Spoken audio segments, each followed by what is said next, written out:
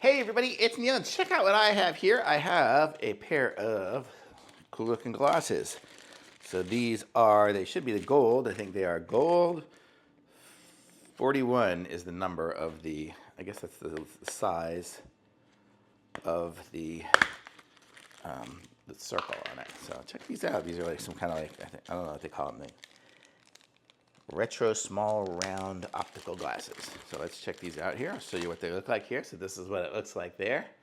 Kind of got a reflection from the lights that I have on, but you can see it's got these ones here. So these are very flexible. So if you have big head or small head, it'll fit either size. And then you've got the little nose piece there, and it just goes on and around there. So now I can look cool. So if I want to ever look cool, I got ones without a prescription. I don't wear glasses anymore. But there, well, much cleaner now. But there we go. So this is what it looks like here. It comes with a little cleaning cloth, so I didn't have to clean it on my shirt. I should have just used this.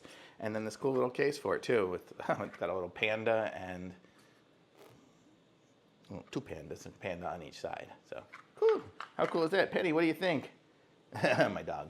But very cool. I like these glasses. Nice.